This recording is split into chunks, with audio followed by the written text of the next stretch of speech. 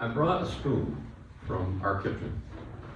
And if you check the spoons in your kitchen, it may say the same thing on the back of the stem. It says Oneida Community Stainless. Oneida Community Stainless. It doesn't say Oneida Limited, which is actually the name of the company. It says Oneida Community Stainless.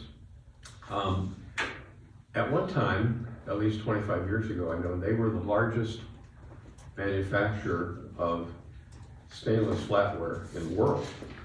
There's probably a Chinese company that produces more now. But while we see them as a silverware company, the silverware company grew out of a commune in upstate New York, a religious commune in upstate New York. This was one of their enterprises, and it's one that survived after the death of the community. The community of Oneida is located about halfway between Syracuse and Utica in New York. And you can go visit the site. Marge and I went and visited the site. The curator gave us a tour of the whole, the Nooks and Crannies tour. It was great. This is a community that tried to create heaven on earth. And it was a thriving group for about a third of a century. They tried to create a community where God's will was enacted in their community. And we aren't really able to fully understand this community until we talk a little bit about this guy. That is John Humphrey Noyes. John Humphrey Noyes founded the Oneida Community and was in fact the person that they saw as God's agent on earth. They often talked about pleasing God and noise. He was, look, we have to face it, he was a cult leader. Very charismatic, and he gathered this group around him after a long process in his life. He was born in New Hampshire. He was the son of somebody who was a congressman. He went to Dartmouth College. He was a brilliant student, and he intended to follow the law. And something happened in 1831 which changed his life. I don't know whether you're aware of the term, the Second Great Awakening. There was a period from about 1890 or 1790 to 1840 where there was an enormous spiritual revival in the country. Revival meetings, camp meetings, lots of people were converted. John Humphrey Noyes was so moved by the preaching of a man named Finney, Charles Finney, who actually became the president of Oberlin College eventually, that he decided to drop the law. And he started by going to a seminary in Boston, but he decided that they were not spiritual enough, so he decided to go to Yale Divinity School. And it was in the second year of Yale Divinity School that he made a decision which changed the course of his life and resulted in the community we're going to be talking about. A community first founded in Putney, Vermont, and then moved it to New York because it got run out of state by the authorities. He came, this is what happened. He came to the conclusion, in the second year of his tenure at Yale Divinity School, that a true Christian could achieve perfection in this life and live a sinless life. In fact, if one didn't live a sinless life, Noyes believed that that person wasn't a Christian at all. He did admit that Christian people could make mistakes, but not knowingly sin. His declaration in the quest to live the perfect life caused him, as you can imagine, to be ridiculed and shunned by the other students. And it began a part of his life where he was a vagabond and really was traveled. He also believed so strongly in his views that he began publishing his ideas through a periodical called The Witness, and later a periodical called The Perfectionist. He was living a very unstable life until something happened, and we'll see if our slideshow works here. This is Harriet Holton, and John Humphrey Noyes eventually married her, and she had an inheritance, so it stabilized his situation. Again, he continued his publications through a publication called The Perfectionist, and then The Perfectionist and Theocratic Watchman. The key difference in the community he began to found in Putney, Vermont,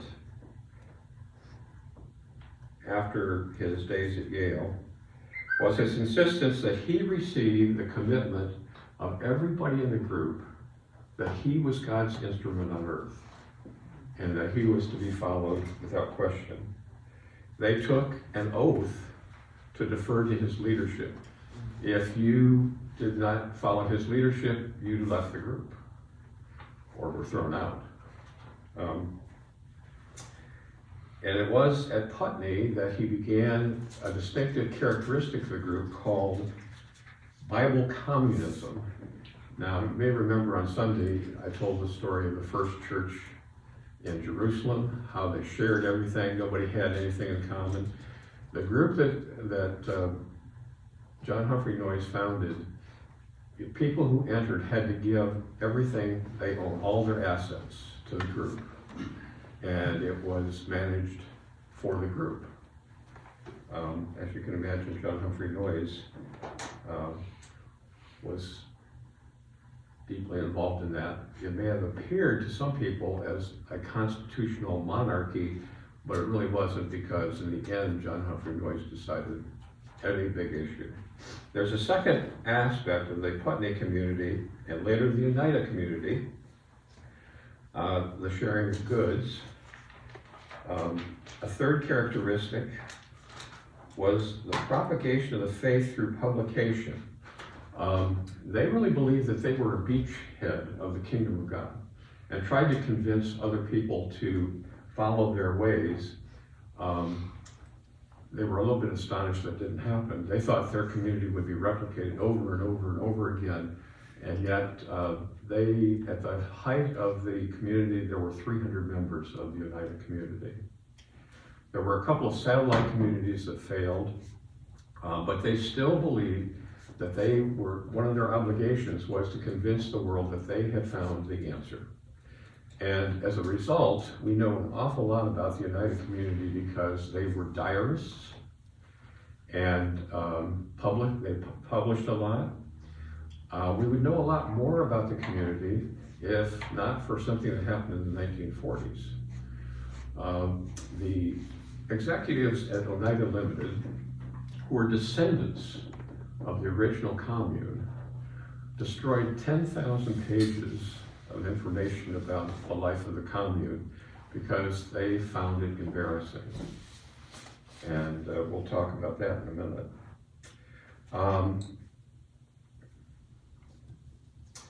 The fourth characteristic about this community is the one that's most controversial and the one that caused my wife to slam her hand on the table. It is called complex marriage.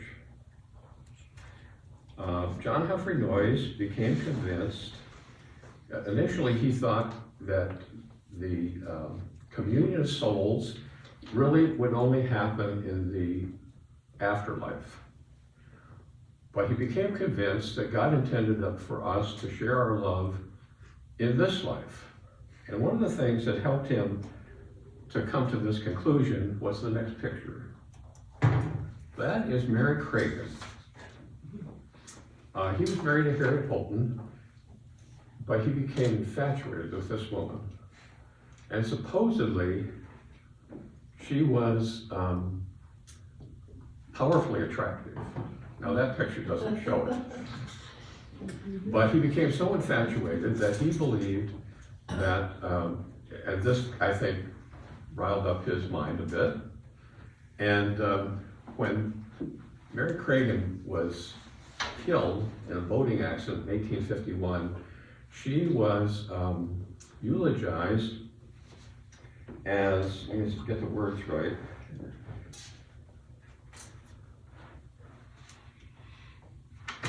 She was eulogized as God's gift to humanity, essentially. Anyway,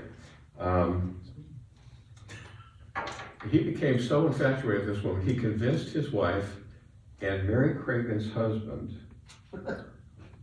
to enter into complex marriage, which meant that they were all married together. And this was an aspect of the Oneida community that was the most scandalous to the communities outside, is that their sexual arrangements. And those sexual arrangements were really only possible in part because John Humphrey Noyes, who decided everything, forced people to practice what he called male continence, which actually meant that the male never had an orgasm during sex. He believed that lovemaking had two purposes. One was pleasure, and that God intended us to have pleasure, but that if you intended to have a child, that was the second reason. And if you didn't intend to have a child, you shouldn't go that far. And in the early days of the Oneida community in Oneida, there were very few children born, even though the entire group practiced complex marriage. It was not, people thought of it as free love, but it was not free love, and I'll begin to explain that in a little bit. It wasn't free love in part. I'm going to get off my notes here, but it wasn't free love in part. Number one, you didn't have an option not to participate. You didn't have an option not to participate. Number two, all of the interviews, that's what they were called, interviews, all of the interviews were not set up by people talking to each other. They were set up by a third party, and that party was thought to, had to be seen as spiritually superior, and guess who's spiritually superior? Humphrey Noyes. And his wife, and his sister are the ones who decided who and when people got together. These sexual experiences were not sleeping together. They were, in fact, he didn't believe men and women should sleep together. They were expressly for the purpose of having sex. And this is one of the ways that he controlled the commune, because he really decided the pairings. And because people were supposed to find spiritually superior people to have these interviews with, often a person was expected to seek out an older person in the group, and young people in the group were introduced to complex marriage soon after puberty, but never really were able to have interviews with people of their own age group until they were probably in their late 20s or early 30s. It was a very complex marriage, very complex. Later on, and I'll get to this later, they decided to have eugenics experiments at Oneida, and we'll get into that in a bit, but I've gotten ahead of my notes, and I'm kind of lost, as a matter of fact. They left Putney to Vermont because the sheriff was after John Humphrey Noyes when he made the mistake of telling somebody about complex marriage, and he told Daniel Hall, who was Harriet Hall's husband. Hall went to the state's attorney, who in turn came with a warrant for the arrest of John Humphrey Noyes. The charge was brought in October of 1847, and the charge was adultery with a woman named Fanny Leonard. John Humphrey Noyes was initially inclined to stay and fight the charge and argue his theological case in court, but he skipped bail and went to New York instead. And he sent somebody to New York. They found a spot in upstate New York in 1848, which is where the Oneida Community was founded. And he liked what he saw, and so they made arrangements to move this Putney community, which was pretty small at that time, to the Oneida site.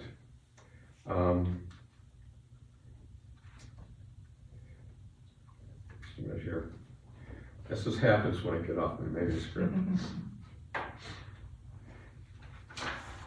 We're going to just move on here. The community actually continued until the 1880s, when John Humphrey Noyes had to escape to Canada because the district attorney found out he was initiating 13 and 14-year-old girls into the mysteries of complex marriage.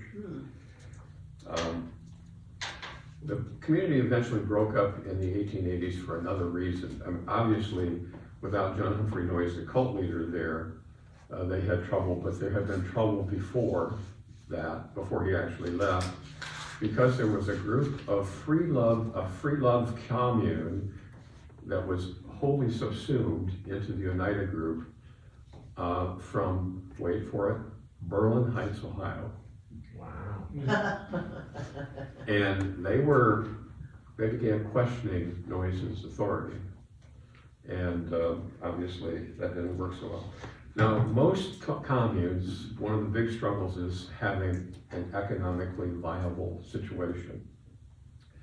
And Oneida struggled for a while because initially, John Humphrey Noyes thought that the campus there would look beautiful with flowering fruit trees. He was warned that the climate wasn't suitable for such trees, but he planted lots of fruit trees anyway. And I guess under the assumption that God is so much on your side that even doing something stupid will not be a problem. Well, the fruit trees failed. The early days at Oneida were difficult economically, but soon the Oneida group became extremely prosperous. And the reason was, you've heard the expression, if you build a better mousetrap, the world will beat a path to your door. There was a man in the group that invented a superior leg hole trap. And at one point, by 1865, they were selling 100,000 traps a year to the Hudson Bay Fur Company. And eventually they were selling as many as 275,000 of these a year. And that basically stabilized the situation of the community. In the early years, people, because it was the wealth was shared in the community, people had to pride themselves. The Oneidas became actually very prosperous, and their prosperity was respected by the communities around them. Not only did they do the traps, just a minute here, they invented a lot of things. You have a Lazy Susan in the corner of your kitchen. Well, they invented the Lazy Susan. They invented a garter belt. And John Humphrey Noyes himself invented this, which was an elaborate picnic lunchbox. Mm-hmm. They had all kinds of little industries that they were involved in.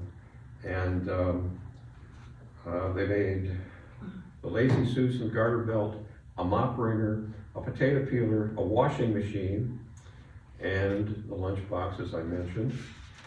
And one of the things about the Oneida community, you may wonder why people hung around the Oneida community.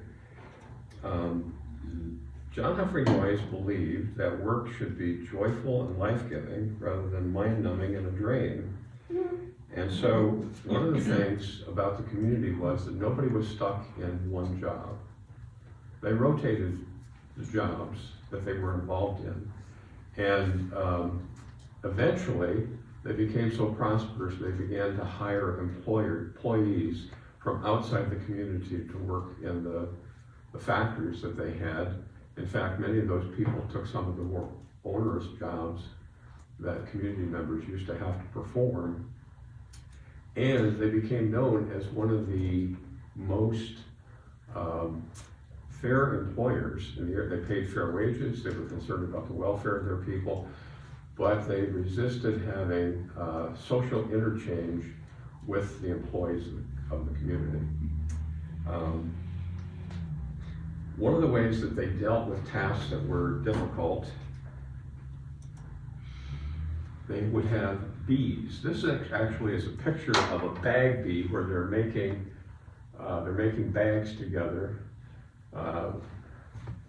shelling peas. Think of all the tasks that people have to do that they just as soon not do. They would do it as a group. Someone would play music, or someone would read a book as everybody worked, and so they worked together. Shelling peas, preparing fruit for market, weeding the strawberries all became social occasions, and braiding hats, doing the community laundry they did together as a bee. I'm going to skip down because I've really gotten off my notes.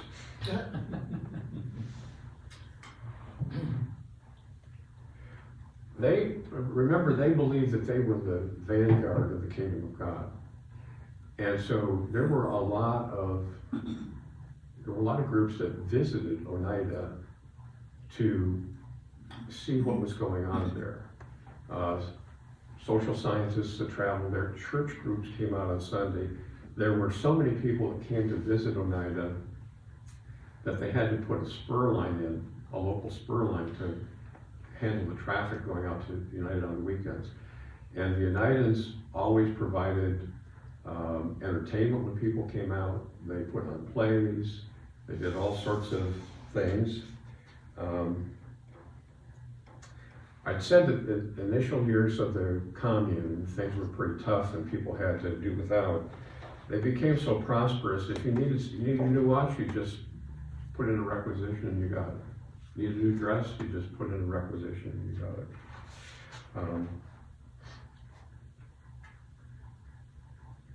Just a minute here. Now, I want to talk about John Humphrey Noyes and the way he controlled his community. One of the things I mentioned to you is he controlled the sexual lives of people in the community. He also was the spokesperson of God on earth, and worship at Oneida consisted of an evening meeting where he gave a talk. That was the worship. Basically, he was the one that expounded to the entire community in every situation. And there was another way that they controlled the community. There was a process they had called mutual criticism. To keep the people in line with the ethos of the community, there was a committee that would sit somebody down and just bare their soul. People came out of these sessions of mutual criticism where the criticism committee was dissecting them, just totally washed out. I mean, especially somebody who left the commune to go on a sales trip. The minute they got back, they had to undergo mutual criticism so that any way in which the world might have influenced them was kind of washed out of them.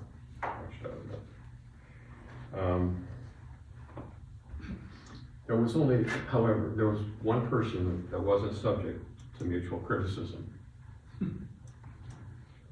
Oh, excuse me. John Humphrey Noyes. Really? He was not subject to mutual I'm so criticism. surprised. He said, how could you submit St. Paul to mutual criticism? You know, I mean, that's how he saw his role. But the teaching office, mutual criticism, the control of the sexual lives of people were the ways in which he controlled the community.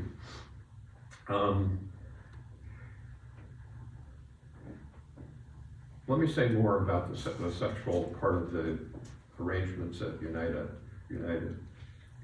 Oneida, excuse me.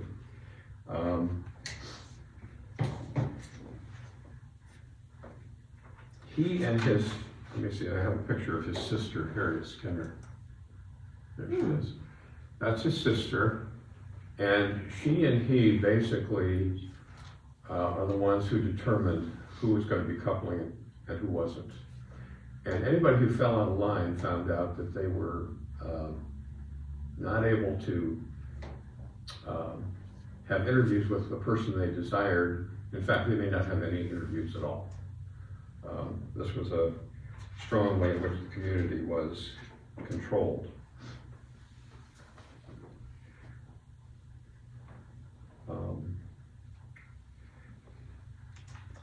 And again, I think I mentioned, but not perfectly, John Humphrey Noyes thought that these sexual arrangements ought to be with a person seeking out somebody who was spiritually above them in the hierarchy. He called it ascending fellowship. And so, as I mentioned, young persons actually were coupled with older people as time went on. I'm going to skip over, because I've really gotten off my notes here. You need to understand also that these sexual couplings were not to create couples. In fact, having exclusive relationships was considered antithetical to the purposes of the community. Anything that kept your focus off of God, any relationship that kept your focus off of God was somehow a problem. And that includes relationship with children. So I need to talk about their eugenics experiments. They sought to create a spiritually superior person through their eugenics experiments, which meant that those who asked to try for a child had to go before John Humphrey Noyes and convince John Humphrey Noyes that they were appropriate parents for a child.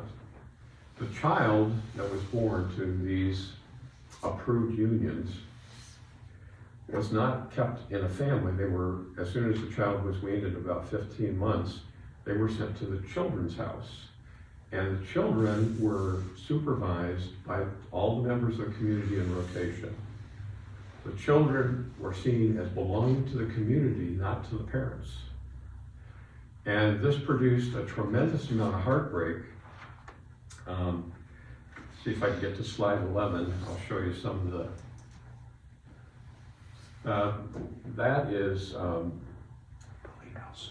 Warden is her name.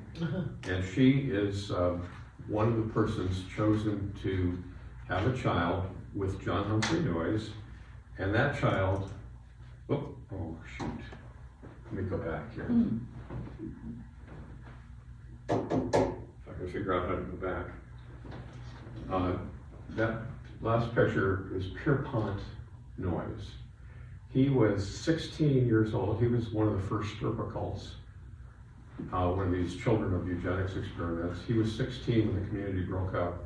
He became an amazingly successful businessman, and it's the reason why we still have Oneida Civil War. He became in charge of the Oneida Civil War after the breakup of the community.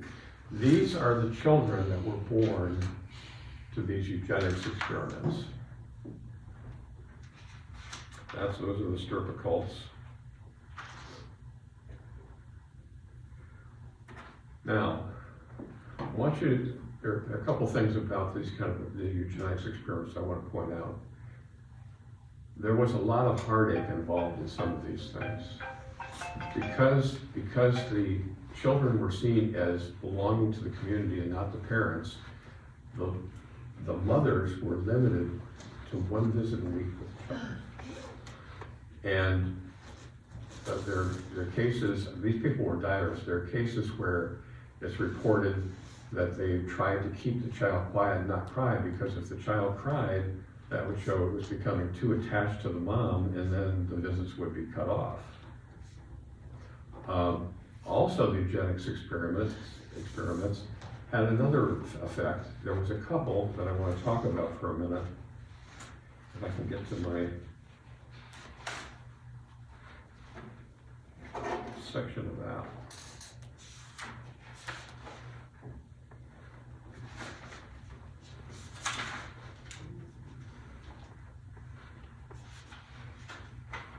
Oh, yeah. There's a couple named Victor Hawley and Mary Jones. They wanted badly to have a child together. John Humphrey Noyes denied them the ability to have a child together, instead paired Mary Jones up with his son, Theodore, who was a Yale Medical School educated physician. During the pregnancy, Mary had a lot of difficulty, a lot of medical difficulty, and Victor, the one who was denied to be the father, cared for her very tenderly. I mean, the diaries are very heartbreaking. And she had a stillborn child, and Victor and Mary left the commune and later had 5 children together as a married couple in the normal way. And then they wrote a book about their experiences at Oneida. Pierpont Noyes, the one that the picture flashed by quickly, who became the head of the Silverwood Company, also wrote a book about growing up in his father's house. John Humphrey Noyes was his father. Let me see, there's a couple things else I wanted to say. Oh yeah. When John Humphrey Noyes was finally, the district attorney was finally after him when they found out he was initiating young girls into the complex marriage. He fled to Canada, and that's where he lived out his days. That's called the Stone Cottage. And he stayed in Canada for the rest of his life. I have a few other pictures here I want to just kind of show you. I showed you the Sturpicals. One of the things he believed in was that music was one of God's gifts. He believed that work, sex, and music were God's gifts to humanity. And so there were lots of bands these are some of the guys that were in the band at Oneida. This is one of the choral groups, which is kind of ironic because John Humphrey Noyes was a terrible musician, by all accounts. And in fact, there was a young man in the group that was quite a good violinist, but John Humphrey Noyes believed that the guy needed to give up the violin because he was becoming too proud about it. You ever hear the Amish term hochmut, meaning proud? That's what he saw this violinist as doing, so he made him give up the violin. Let me see what else I've got here. Oh yes, one of the things that they enjoyed was croquet. They enjoyed it a lot. They enjoyed it so much they bundled up in the winter and played croquet. And this picture is important in another respect. I want you to notice the dresses here. Unlike dresses at the time, which were long, these were cut off just below the knee, and then they wore pantalettes underneath. And why? Because John Humphrey Noyes thought that long dresses made people look like they didn't have any legs. And yet, he believed in modesty. With all the talk of their sexual arrangements, you need to understand these people behaved in modest ways. There was no sex talk and stuff like that. They were very staid in the way they presented themselves. So the women covered themselves up with the pantalettes underneath.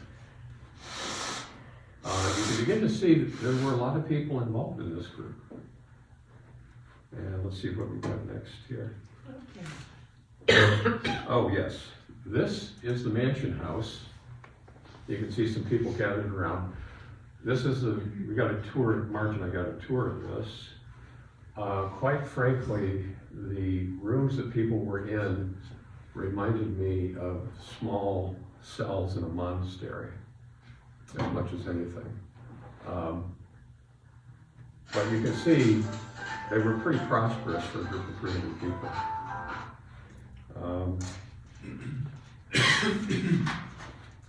This is the beginning slide, and this is the end slide.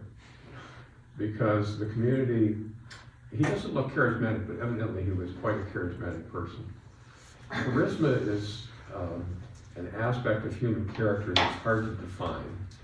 You know it when you see it, but it's hard to analyze it and understand it completely. But this community can only be understood really as a community that was led by a cult leader who determined everything. Now, try to think of somebody who has to control the dress that women wear, every detail of their lives. You can see that this is a person who really has a mind grip on the people who are there. Now, people did leave the community because if you disagreed with noise, you left. And people still entered the community, and when they did, they had to give all of their financial assets to the community. When the community finally broke up in the 1880s, what they did was that they gave shares to everybody in the industries they had. And that's why some of the descendants of these folk were the executives at Oneida in the 1940s. The next community we'll discover next week, Amana, also lived communally and had a community of goods.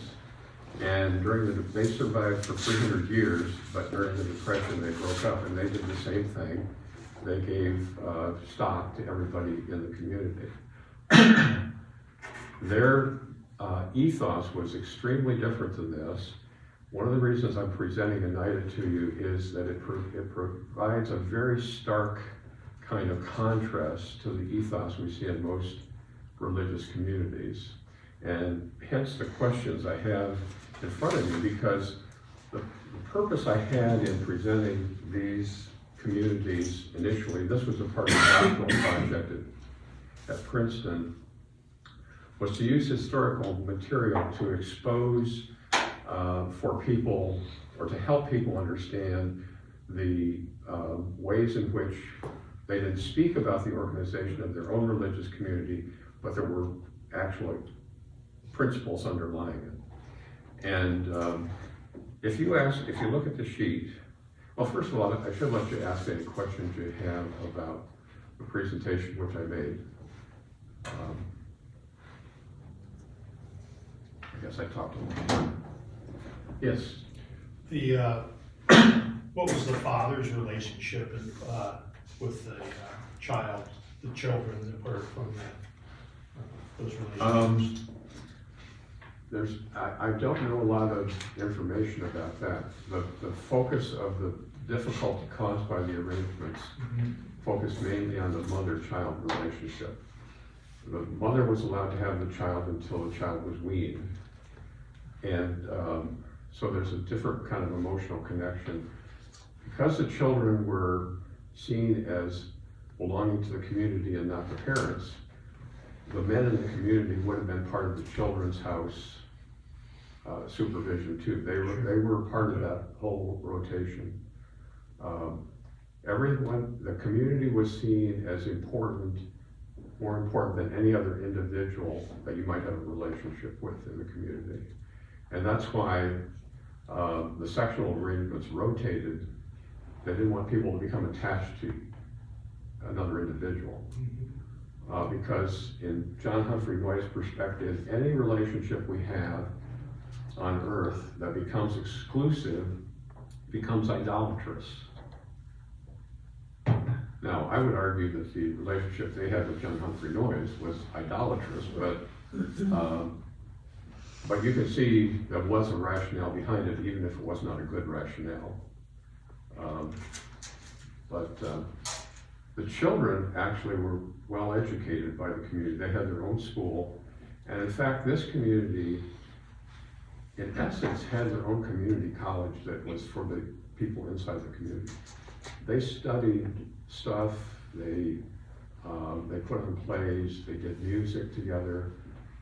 it was a varied life for people in the community. It was not a 9-to-5 drudgery kind of life for people. Like I said, they rotated people in jobs so that they didn't get sick of the jobs, especially the hard jobs got rotated. But anyway, other questions? Yes. You said that Pierpont lived in the home with noise. Was he excluded from the eugenics program? Pierpont? Pierpont, yeah. I thought you So said. he was a child of the community. So Oh. he went through the children's house. Okay, I thought He you was meant one of the, he he was one grew of up the with first, noises. So. he was one of the first stripper cults. And he was about 16 when the community broke up. But he was quite a brilliant businessman. I mean, Oneida became the largest silverware producer in the world for a while. And the success of the economics explains the survival of the community as much as anything. Had they had to live in poverty from the beginning, I don't think that they would have thrived in the way they did. The leg hold trap was the one that made the difference. Yeah. So did most of the people ever leave the community? This community? When the community broke up, people were on their own. No, but I mean, as the kids. Oh, were did growing people up- You have to take 3 leave or 4. because they got sick of it? Yeah, No. yes, people did. If you disagreed with noise, Okay. you were on your way out. Were they reading the Bible or they just didn't? I don't. They listened to John Humphrey Noyes Yeah. interpret the Bible for them. So could you have a personal relationship with Jesus Christ outside of John? Well, they assumed that they did, yes. Yeah. He became the conduit for their understanding. Okay. Yeah. She's trying to show. But this is kind of an amazing story.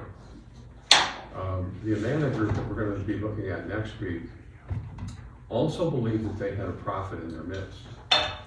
But very different than this community, when the prophet made a prophecy, the elders tested the prophecy. And it wasn't considered valid unless the elders confirmed it. So authority was diffused in the Oneida community as opposed to focused in the Oneida community.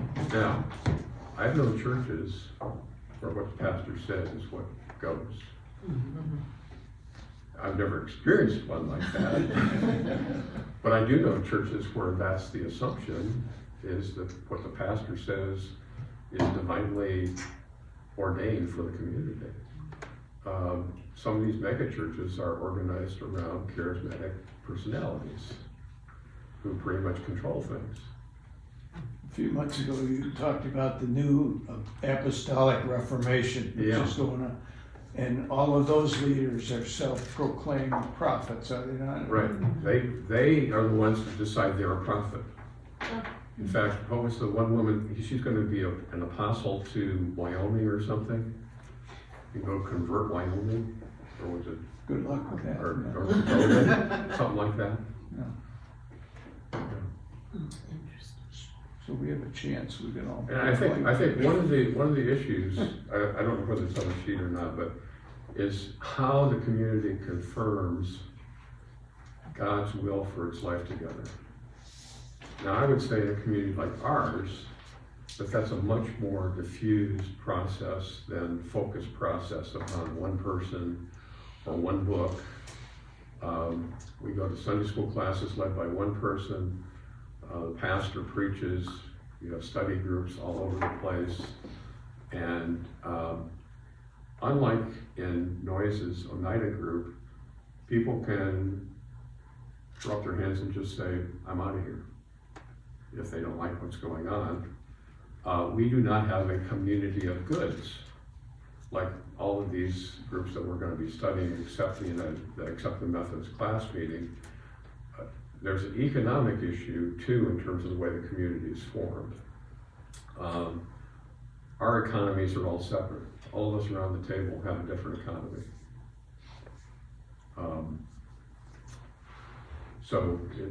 That's a very big difference. If your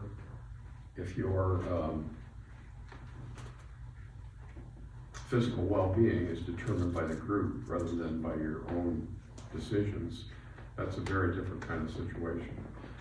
Now, when we study Amanda next week, one of the curiosities there is that while people lived in families, they didn't just live in families.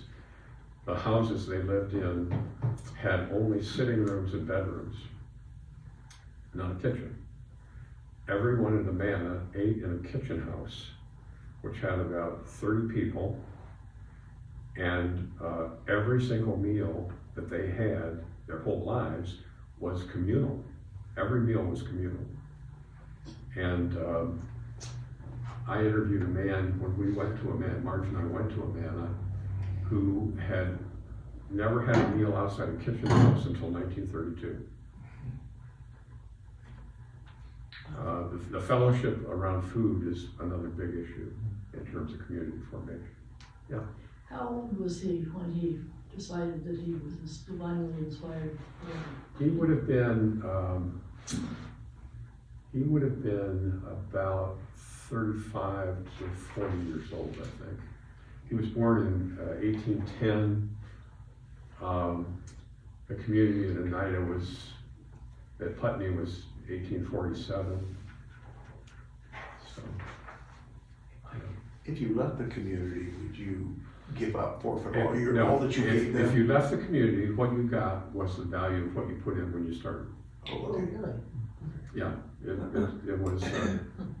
I was wondering if you had to leave with nothing, And you get give pretty it good $1,000 when you came in, you got $1,000 when you left. So it wasn't, you have to forfeit it all kind of situation. Yeah. I'm gonna be on left field, but how does this parallel to the Church of the Latter-day Saints? Other than the cult aspect?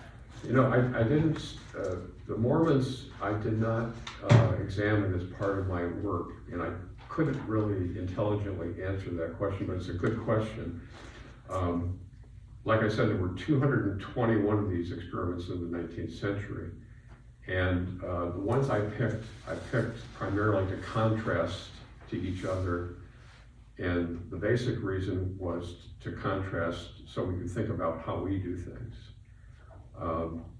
If you answer these questions, you would answer questions very differently than the Oneida people. What's the worship life in the community? At Oneida, it was listening to John Humphrey Noyes expound on the New Testament. Who has authority in the community? John Humphrey Noyes. Yeah, Who has authority here? The minister? God. Everybody. All of us. It's really kind of a mix, isn't it? Yeah. I mean, you have a leader, David Ritkers, but if you decide that you don't like what he says, you don't have to agree with him. Right. Yeah. So the authority is more diffused.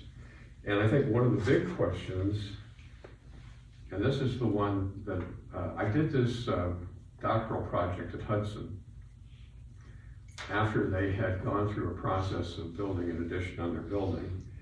And this was one of the questions that I really had them focus on for my doctoral work. Every church at one point in its history has to take stock of some of these basic questions about who has authority, how do we make decisions together. And there was a very interesting conversation I had when I first did this project about the question that's the third from the bottom. How does the community maintain its ethos, and how does it enforce its values? And how much personal choice does an individual have in the community? Well, you see what happened at Oneida. The ethos was maintained by controlling the sex lives of people, by the mutual criticism, et cetera, et cetera. And when I asked the question in Methodist groups, how do we enforce our values? And what is the values we have? That revolves around this question of what does it take to get inside a group, and what gets you thrown out of a group? I have basically 3 questions. Yes. Their meals, were they all communal meals or did people eat? No, they were communal meals. Okay. Yeah. And it looked like in the picture of the music groups that only the men played instruments and only the women sang? I think the women played instruments too. Okay. That was examples of groups. There were multiple groups and women were treated as equals at Oneida in the sense that they worked along with the men. It wasn't that women had certain tasks and the men had certain tasks. Men and women worked together.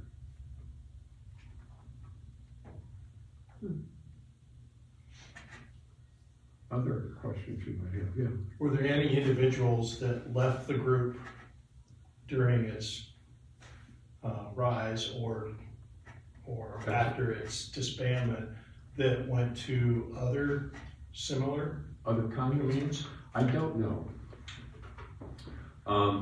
My interest in the group had to do around with the culture of the group so I could talk to churches about it.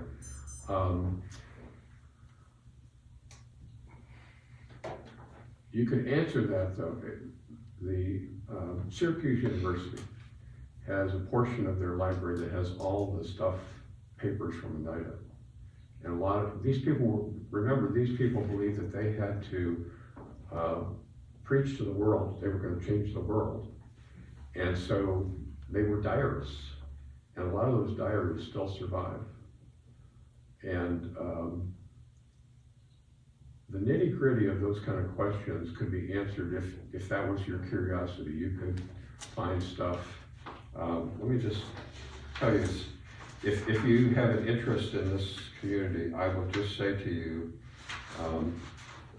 the most accessible book you could look at, if you were interested in going further, was a book by a man named Clow, which was written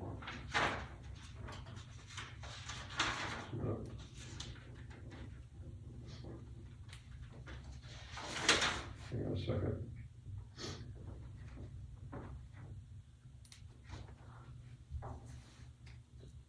Oh yeah, Spencer Clow was an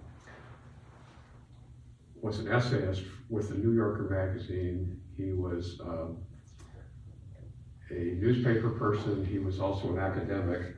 In 1983, he produced a book entitled "Without Sin: The Life and Death of the Oneida Community," and it's probably the most accessible document for people to understand this community. In fact, a lot of the pictures that I have came out of that book.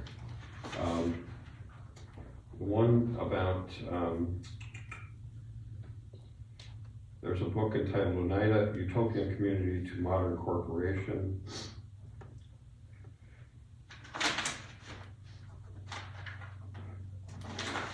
a minute here. A lot of these are not general interest kind of books.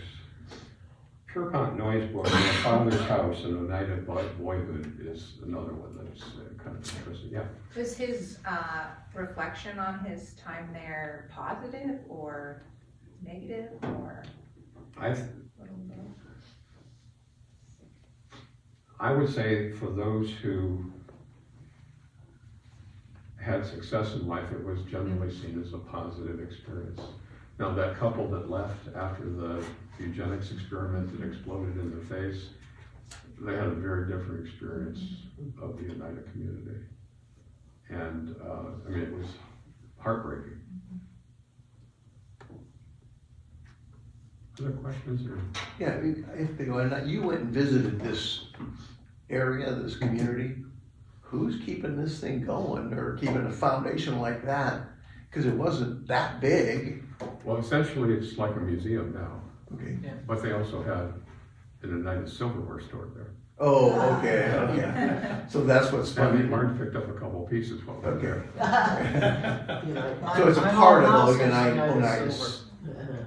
Pardon? It's part of the silverware company?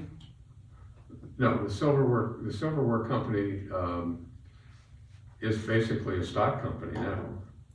But there are connections to descendants of the Oneida Community who were, because remember, when the community broke up, they gave stock to everybody. Yeah. So, there's still people that have connection there. And that's true of Amanda too.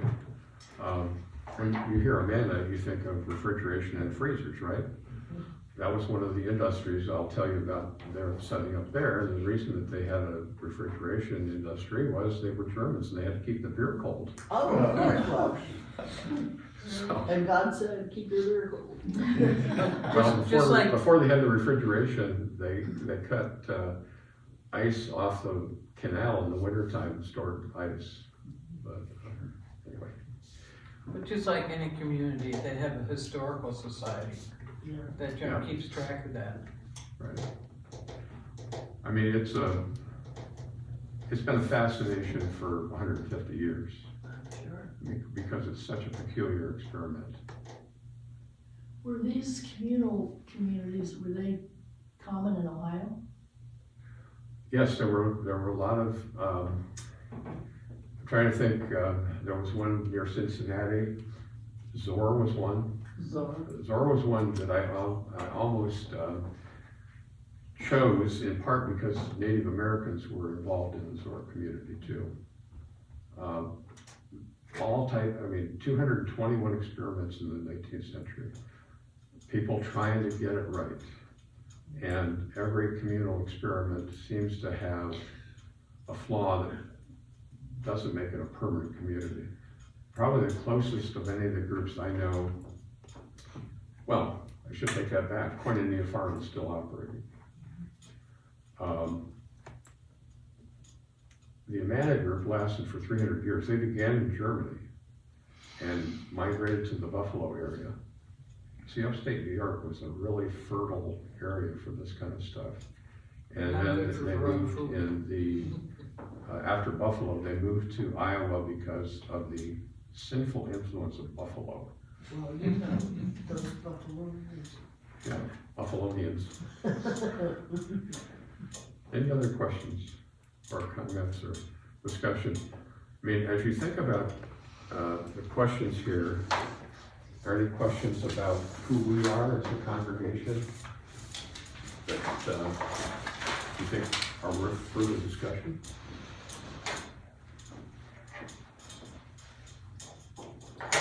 I think it's interesting that, this first one even, how does the community discern God's will for its life together? After we just went through this rather intensive process where we determined what was important to us and, and now we're working on, developing programs to support all of our ideas, that, it was definitely a group effort. I mean, there really was no room for just one person Right. to have that kind of a conversation.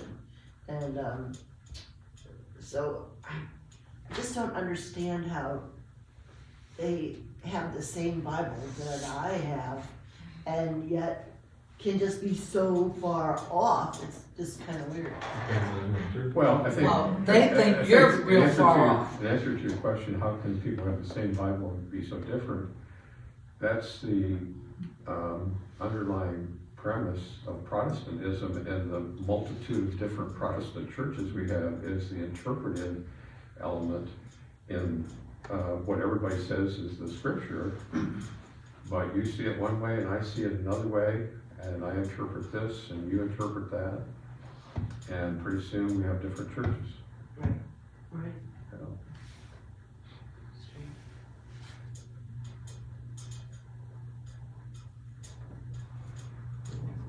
One question comes to my mind is, this is a unique group, but how is this group similar to our community? What would be, Well, in would what it way? be the Bible would be the unifying portion of comparing to our own community? Well, is the Bible unifying or is it diversifying? Yeah. we could have 10 different preachers in the pulpit who would take the same passage and come up with a different response. The bottom line is, we are all human, and on this side of death, there is no perfection. We can move in the direction of what we see as perfection, but to claim perfection, as John Humphrey, he claimed perfection. Mm. And that was the beginning point for him being the cult leader.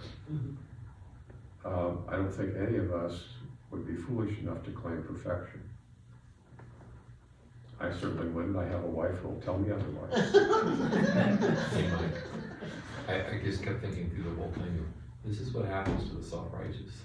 Yeah. Their discussion. We had a lot of discussion about self-righteous and justification. That's why you guys met so long last night. Yeah. I'm looking at the clock and it's like, wow, they must really be in deep discussion. Oh, yeah. It's Romans, man. What It's all deep class did you discussion. have last night? That's the Monday night Bible study. Oh, okay. Yep. Yeah, We're doing the book of Romans, so Okay. a lot of discussion. David didn't get home till like 8:45. I'm like, wow, you must have really had good discussions. Oh yeah, it was a good night. Wow, I didn't realize it was so late. Time flies when you're having fun. That's right. Well, this was a rather unique group to present, and I hope it was thought-provoking for you. It is. So Next week, we'll look at another group that's very different in some respects, and has its own attractions and its own detractions. They all do. And so we'll talk about them next week. Yeah. So, how large was the group at its peak? This group was 300 at the peak. 300 at the peak. They had a couple of satellite communities that didn't survive. And a couple satellite communities that did not survive.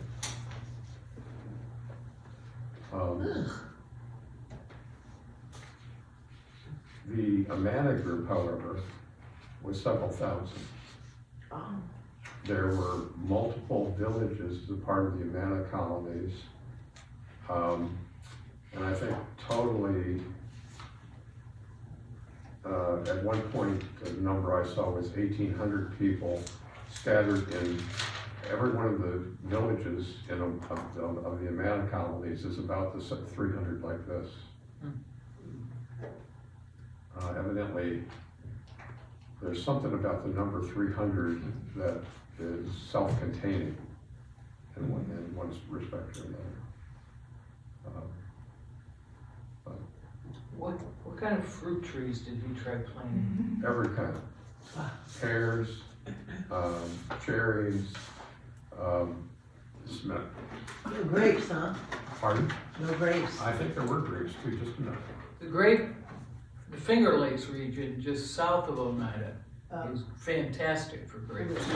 Fruit trees all across But- all across the Great Lakes, yeah. But, Not just grapes, but apples and. oh, the apples up there were fantastic. Pears should have worked. Peaches, not so much. Just a minute, I'll give you the list. Because report this past week was Oswego, which is probably about 30 minutes from Oneida, had 4 feet of snow. Yeah. And Syracuse itself, which again is 30 minutes from Oneida, had 24 inches in 24 hours. Okay, So these are, those trees aren't going to survive. this is what he planted: peach, plum, pear, and cherry. But obviously, whichever one of those failed the most, it wasn't enough to keep the community going until Peaches the and plums, Newhouse probably. trap. Sewell Newhouse is the man who invented the trap. There were actually 3 people involved in this trap success. Sewell Newhouse invented the trap. William Inslee was a skilled machinist and developed an efficient manufacturing process for it. And John Hutchins helped in adapting the trap for a variety of quarry. Hundreds of thousands of traps they sold every year to the Hudson Bay Fur Company.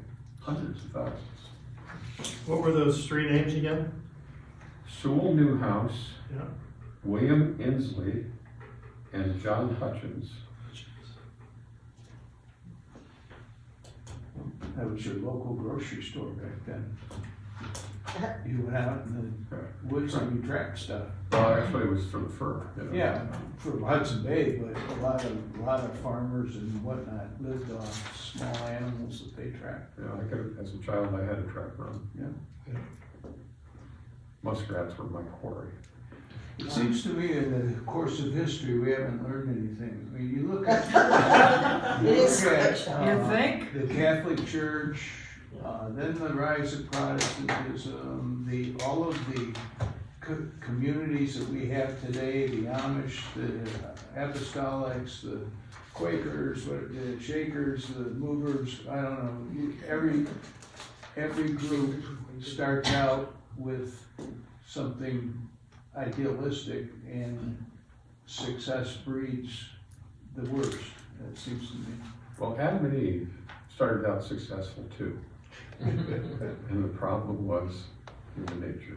Yes. Yeah. So, And contrary to John Humphrey Noy's belief, we may move in the direction of perfection, but we do not achieve it in this life. Now, when we get to the Methodist class meeting, they were a perfectionist group too. Sure. You know, I told the bishop's question to the people being ordained on Sunday, are you going on to perfection?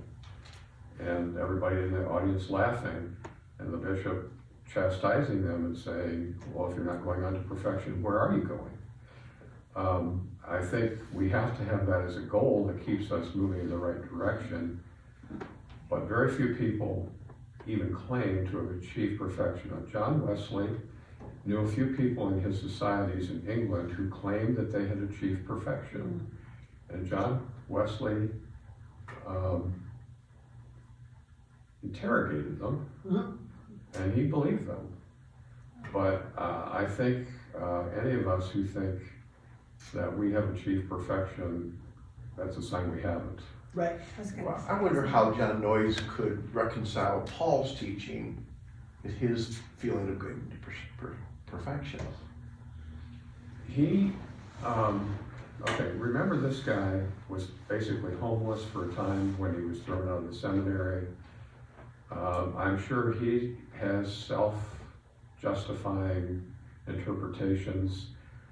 Actually, his writings, a lot of his writings are in the Syracuse University, because he never stopped publishing his views of perfection. And do remember that his perspective grew out of his experience of the Second Great Awakening. You know, the fervency of people who went to these camp meetings and experienced conversion often leads in directions that that's really why community becomes important, to help us interpret those powerful spiritual moments in our life.